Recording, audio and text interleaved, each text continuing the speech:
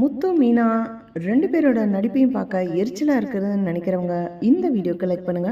சிறுகடி Kashi சீரியலோட predictions பார்க்கலாம். முத்து வந்ததுனால சீதாவோட கல்யாணம் நல்லபடியா முடிஞ்சிருது. முத்து மீனா கிட்ட சொல்றாங்க, நான் வந்தாதான் கல்யாணம் நடக்கும்னு நீ கெஞ்சினதுனால, அதுவும் ஒரு பொண்ணோட கல்யாணம் என்னால நிக்க வேண்டாமேன்னு நினைச்சதுனால நான் வந்துட்டேன். இனிமே உனக்கும் எனக்கும் எந்த சம்பந்தமும் கிடையாது, நீ என் வீட்டு பக்கம் வராத அப்படின்னு கோபத்தோட முத்து சொல்லிட்டு போயிடுறாங்க. மீனாவோட அம்மா, ஏய் இதுக்கு தான் நான் சொன்னேன், உன் தலையில நீயே மண்ணவாரி போட்டுக்கிட்ட, கொஞ்ச நாள் பொறுத்திருந்தா மாப்பிள்ளையே இந்த கல்யாணத்தை நல்லபடியா நடத்தி கொடுத்திருப்பாரு, பெரியவங்க பேச்ச கேட்காம இப்படி செஞ்சிட்டீங்களே அப்படின்னு மீனாவோட அம்மா மீனாவை திட்டுறாங்க. அண்ணாமலை சொல்றாரு, முத்து ஏன் முத்து இப்படி பண்ற, மீனா பாவம், அவ ஏதோ தங்கச்சிக்காக யோசிச்சுட்டா, விட்டுடு. அப்பா நீ என்ன வேணா சொல்லு, அதை நான் மன்னிக்கவே முடியாது, எனக்கு துரோகம் பண்ணிட்டா மீனா, இதுல என் போக்குக்கு விட்டுருங்கப்பா, நீங்க எதுவும் சொல்லாதீங்க, அப்புறம் உங்க வார்த்தையை மீறுற மாதிரி ஆயிடும் அப்படின்னு முத்து சொல்றாரு. மீனாவும் அழுதுகிட்டே அவங்க அம்மா வீட்டுக்கு போயிடுறாங்க. மீனா வீட்டுல இல்லாதனால விஜயா ரொம்ப சந்தோஷப்படுறாங்க. அப்பா ஒரு வழியா இந்த பூக்காரிய வீட்டை விட்டு துரத்தியாச்சு, அடுத்து இந்த பார்லர்காரி தான் காலையில எந்திரிச்சு காப்பி போடுறதுல இருந்து எல்லா வேலையும் விஜயா செய்யறாங்க. விஜயாவுக்கு கோவமா வருது. ஏய் ரோஹிணி என்ன பண்ணிட்டு இருக்க, வந்து வேலைய செய் அப்படின்னு அதட்டுறாங்க. ரோஹிணி முணங்குறாங்க. ஏன் நான் மட்டும் தான் இருக்கனா, ஸ்ருதி இல்ல? ஏய் அவளை பத்தியா பேசுற, அவ உண்மையிலே பணக்காரி, நீ பணக்காரின்னு போய் சொன்னவ, ஏதோ அந்த மீனா இருந்தா வீட்டுல இருக்க எல்லா வேலையும் செஞ்சிட்டு இருந்தா, அதனால விட்டு வச்சிட்டு இருந்தேன், இனிமே நீ தான் எல்லா வேலையும் செய்யணும் அப்படின்னு ரோஹிணிய புடிச்சு விஜயா திட்டுறாங்க. ரோஹிணி மீனா வீட்டை விட்டு போனதுனால ரொம்ப சந்தோஷப்பட்டாங்க. இப்போ மீனா இருந்தா மீனாவை மட்டும் தான் திட்டுவாங்க, என்னையும் இப்ப திட்டிகிட்டே இருக்காங்களே அப்படின்னு ரொம்ப வருத்தப்படுறாங்க. ஸ்ருதி சொல்றாங்க, என்ன ரோஹிணி மீனா இருந்தா நல்லா இருக்கும் போல தோணுதில்ல உங்களுக்கு அப்படின்னு ஸ்ருதி சொல்றாங்க. விஜயாவும், என்ன காபி போடுற, என்ன சமையல் செய்யற, எதுவுமே நல்லா இல்ல, சாப்பிட கூட முடியல அப்படின்னு விஜயா திட்டும் போது அண்ணாமலை சொல்றாரு, என்ன இப்போ மீனா இருந்தா நல்லா இருக்கும் போல தோணுதுல்ல, மீனா இருக்கும் போது நீ திட்டிக்கிட்டே இருந்த, இப்ப தெரியுதா மீனாவோட அருமை என்னன்னு?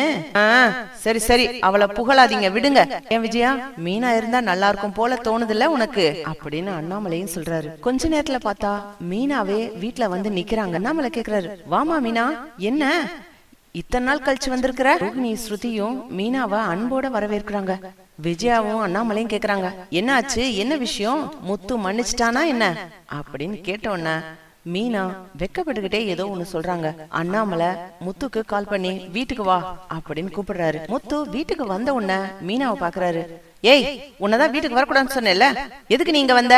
உடனே அண்ணாமலை, டேய் முத்து எதுக்கு மீனாவை திட்டிட்டு இருக்க, நான் தான் உன்னை வர சொன்னேன், மீனா இங்க இருக்கட்டும். அப்பா நான் சொன்ன விஷயத்துல மாற மாட்டேன்ப்பா. சரிடா நீ சொன்னது அப்படியே இருக்கட்டும், ஆனா நான் ஒரு விஷயம் சொல்றேன் கேளு. மீனா எனக்கு ஒரு சந்தோஷமான விஷயம் சொல்லியிருக்கா. என்னப்பா?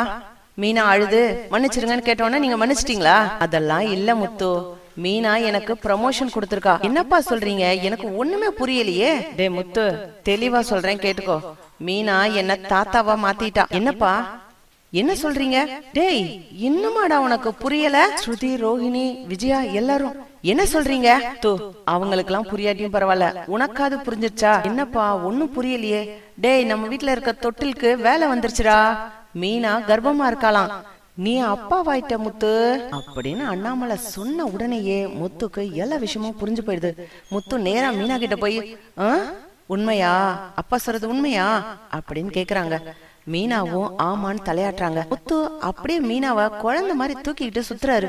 ரோஹிணி ஸ்ருதி எல்லாம் கேக்குறாங்க, முத்து கீழே விடுங்க, மீனாவை போட்டு போறீங்க.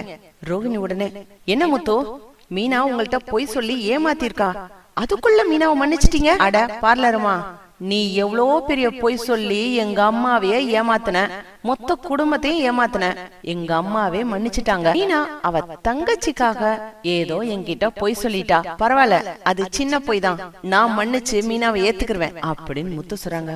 ரோஹிணிக்கு ஒரே யோசனையா இருக்கு, என்ன இது, இவ முத கர்ப்பமாயிட்டாளா? நான் தான் கர்ப்பமாகணும்னு நினைச்சிட்டு இருந்தேன், ஒரு குழந்தை வந்துட்டா மனோஜும் ஆன்டியும் இதே மாதிரி மன்னிச்சு என்னை ஏத்துக்குருவாங்கல்ல அப்படின்னு ரோஹிணி கற்பனையில யோசிச்சு பார்த்துட்டு இருக்காங்க. இப்படித்தான் போலாம் ஃப்ரெண்ட்ஸ். பார்க்கலாம், லைக் பண்ணுங்க, ஷேர் பண்ணுங்க, கமெண்ட் பண்ணுங்க. Thank you friends.